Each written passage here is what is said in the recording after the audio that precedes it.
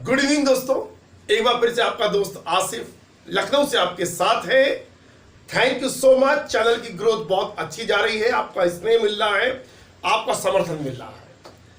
एक मैसेज बार बार मेरे पास आ रहा है और वो ये है कि सर मेरी अंग्रेजी कमजोर है, बताइए मैं क्या करूं। ऐसे बहुत से मैसेजेस कई भाई और कई बहनों के मेरे पास आ चुके हैं, इसीलिए मैं ये वीडियोस शूट कर रहा हूं। आज मैं आपको एक ठोस रणनीति बताऊंगा बच्चों।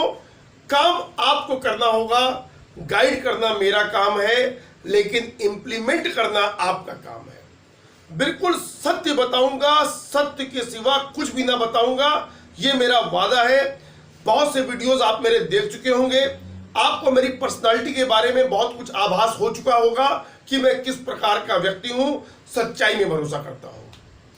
देखिए, यदि आप अपनी अंग्रेजी को मजबूत बनाना चाहते हैं, सबसे पहला काम आपको यह करना है कि एक संकल्प लेना है, एक प्रतिज्ञा लेनी है कि मैं 3 महीने लगातार अपनी अंग्रेजी पर काम करूंगा।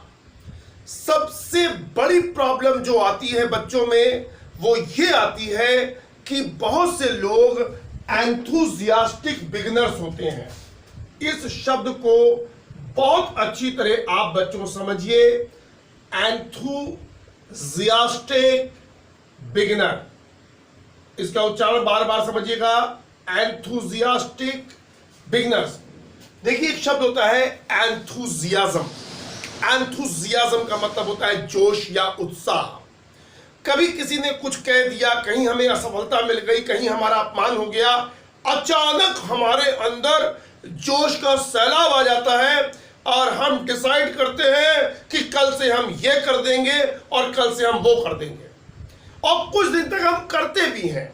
लेकिन ऐसा पाया जाता है कि 70 से 80% लोगों में धीरे धीरे क्रम से उत्साह घटने लगता है और फिर से कुछ समय बाद वो अपने पुरानी शैली पर, अपने पुराने पैटर्न पर लौट आते हैं, और इसीलिए जो उनकी मंजिल थी वो उन्हें प्राप्त नहीं होती है। ये एक बड़ी समस्या है एंथुजियास्टिक बिगिनर्स वाली। एक और प्रॉब्लम आती है, एक और शब्द समझिए आप अच्छी तरह से, एस्केपिस्ट एटीट्यूड।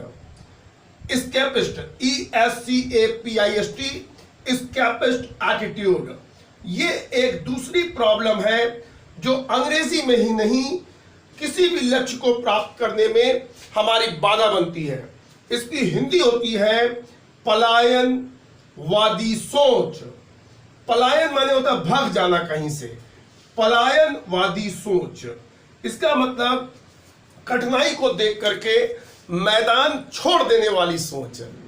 ये हम सब के अंदर इसके एलिमेंट्स पाए जाते हैं, लेकिन ईश्वर ने हमें एक चीज दी है और उसका नाम है इच्छा शक्ति, विल पावर।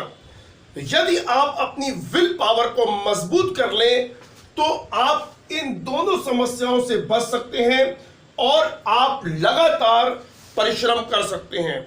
यदि आप अपनी अंग्रेजी को मजबूत करना चाहते हैं, यदि आप फर्राटेदार अंग्रेजी बोलना चाहते हैं, यदि आप इंग्लिश न्यूज़पेपर को समझना चाहते हैं, तो प्लीज बच्चों सबसे पहले एक संकल्प लीजिए कि मैं प्रतिदिन 1 से 1.5 घंटा कम से कम, 1 से 1.5 घंटा कम से कम इंग्लिश को दूंगा, इंग्लिश पर काम करूंगा।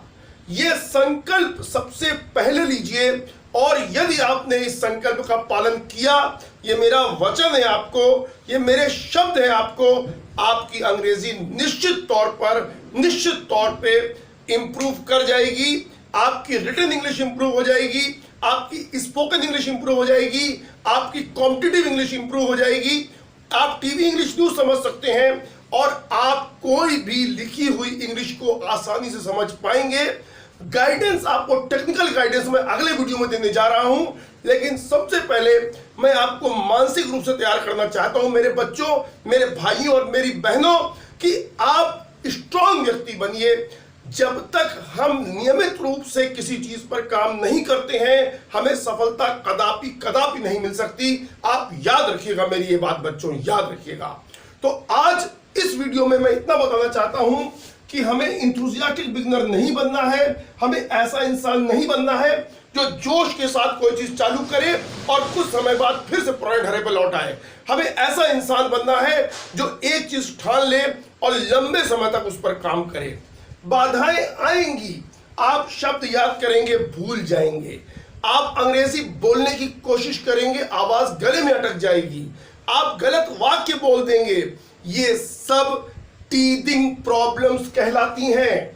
ये सब क्या कहलाती हैं? इनको कहते हैं बच्चों टीदिंग, TEETHING, टीदिंग प्रॉब्लम्स। ये सभी को आती हैं यदि किसी भी व्यक्ति की नेटिव लैंग्वेज यानी मातृभाषा इंग्लिश नहीं है। अगर उसने इंग्लिश सीखी है उसको टीदिंग प्रॉब्लम्स आएंगी, वो ग्रामर भूलेगा, वो शब्द भूलेगा, वो उच्चारण की गलती करेगा, ये करेगा, ये होगा। मैं स्वयं आपके सामने खड़ा हुआ हूं, मैं हिंदी मीडियम का छात्र रहा हूं, परिश्रम के द्वारा ईश्वर की कृपा से फर्राटेदार अंग्रेजी बोलता हूं और ईश्वर की कृपा से अच्छा कमांड किया है। इसलिए जो भी बताऊंगा वो डुएबल चीज बताऊंगा, जो मैं कर चुका हूं वही बताऊंगा। 12 वर्षों से यहां पे संस्था में बच्चों को सिखा रहा हूं, गारंटी के साथ शब्द यूज करता हूं। नियमित रूप से अगर बच्चा आता है, ये मेरा वचन है कि वो सीख के जाएगा। यही चीज आपको वीडियो के माध्यम से सिखा रहा हूं। अगले वीडियो में, अगले 2 वीडियोस में आपको और दूंगा इसके तुरंत बाद, जिसमें मैं टेक्निकलिटी बताऊंगा कि आपको करना क्या है। लेकिन सबसे पहला काम यह करना है, मानसिक रूप से तैयार होना है कि मुझे 3 महीने लगातार 1 से 1.5 घंटे कम से कम अपनी अंग्रेजी को देना है। मुझे विश्वास है कि आपको मेरी बात समझ में आई होगी। इसी के साथ मैं अपनी बात खत्म कर रहा हूं और दूसरी वीडियो की तैयारी करने जा रहा हूं। अगला वीडियो तुरंत इसके बाद आपको दूंगा, आप उसे जरूर देखिए। यदि आपको मेरा काम अच्छा लगे, यदि मेरी बातें लॉजिकल लगे, तो आप प्लीज प्लीज इस चैनल को सब्सक्राइब जरूर कीजिए, इन वीडियोस को शेयर कीजिए। कर भला तो हो भला, आप अच्छी तरह जानते हैं। Thank you so much, God bless you all, God bless.